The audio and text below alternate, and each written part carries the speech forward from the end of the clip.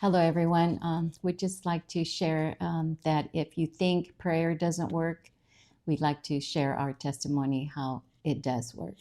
I was praying for my husband for over 20 years, and I know that God is faithful to his word, so I hung on to his promises and I prayed, I fasted.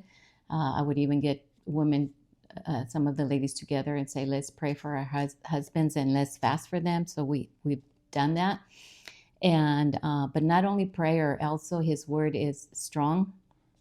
His word is powerful. And I would declare, I would try to, I would invite Ben, my husband Ben, to church, and I would be getting ready, and I would walk by the room, and I would say, "You going to come with me?" And he would say no, or he would just shake his head, no. But I did have a dream that he was getting ready to come to church, and I hung on to that dream because when I saw him getting ready, I said, "Where are you going?" And in the dream, he said, "Someone invited me to church." So someone, I believe, was the Lord that was working with him, and so I hung. I always hang to those promises that God gives me, and time went by, and I would ask him, and I mean, even when his dad was sick, I even offered a CD to take to him, and because he was going through a hard time, he rejected me, and but like I said, I hung to God's promises. And I would declare Joshua 24:15, where it says, "As for me and my house, we will serve the Lord." So I hung to that promise, and I would declare it every time. I have a little plaque in one of the hallways, and every time I would go by there, I would declare it. And also, I also hung on to His word, where it says, "For those that did not seek me will find me, and those that do not know of me will know of me." And the last prayer that I said was, "Lord, your word says that how can two walk together and not be in agreement?" And my husband and I are not in agreement. And I want to live a life where we are serving you, where we are walking together. And the Lord finally answered me by what He went through. Well, for me, it was, I'd seen her watching some TV shows, and people were claiming that they had been healed and miracles had happened. And I was skeptical of that because it's like, I'd never really been around that. So it was like, no, that's not real. But I'm here to tell you that it's happened to me with my mom. She has dementia. She was 92. She's still alive. We needed a place to put her because she could not live alone anymore. And it was the COVID-19 and the quarantining. And so she was in her house by herself, and no one was coming to see her. And it just got her dementia even worse. So we talked to, I went and looked at a couple of residential care facilities, and we had an argument one day with her dementia. And so I called one of the ladies up from one of the residential care facilities. She came over, and she took care of my mom, calmed her down. She said she could do some board and care with her for a couple of days, but she didn't have a room. So I said, okay, well, that's fine. And after about a week of that, it's like, yeah, I need to do something. So I asked Rose, I said, what should I do? I don't know what to do. She says, give it to the Lord. He will come up with an answer for you. So I did.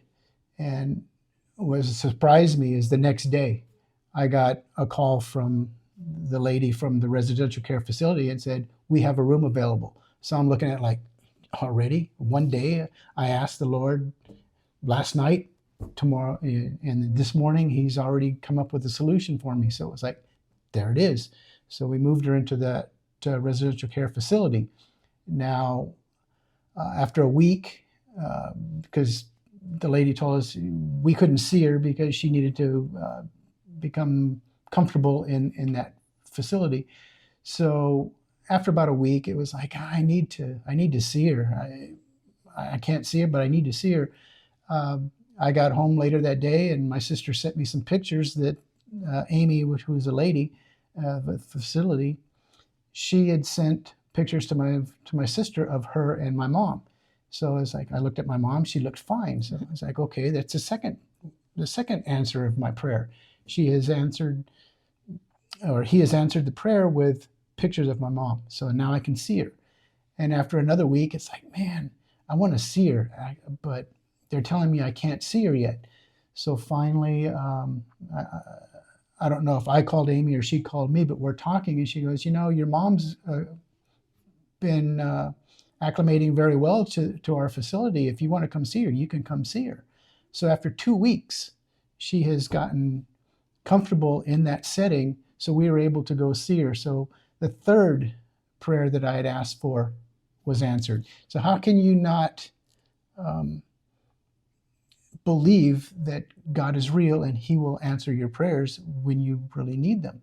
So uh, finally, there was one when I was going to be baptized, and a couple days before I was going to be baptized, my sister and I were in a car, and she's talking about politics, and I'm, oh, and the enemy got the best of me, and I lashed out at her, and I said, it, you like this particular political party, and all you hear is good stuff about that and bad stuff about the other one, but your party is not the greatest either. So we argued about that, and I felt bad about it. And I was going to be baptized on Sunday, and this was like about a Friday. So Saturday, I called my sister up and I told her, I'm sorry, and I talked to the Lord, take this away from me because I don't like this feeling. I don't need it. And so I apologized on Saturday. Sunday, I came and I was baptized, and I came over here afterwards, sat down after I'd been baptized, and I'm thinking, man, I don't even remember anything about the argument I had with my sister. I can't remember it. I know it was about politics, but I don't remember what I said. So the Lord took that away from me. He blocked me from rehashing it. So He took that memory away from me. And that's been not quite a year now. And now I can remember certain things that I had said. But at that time, He gave me what I needed. He took it from me. So I was not hurting so bad anymore. And He's letting me rehash it now, and it's not bothering me like it did at that time. So 4 times I've asked Him for help, and he's given it to me. And I'm looking at it as, when you're totally serious, God knows that you're serious, and He will honor your request when you're serious. If you're just asking for, oh yeah, I want this or that or the other, He knows you're not serious, and that's nothing He wants to give you.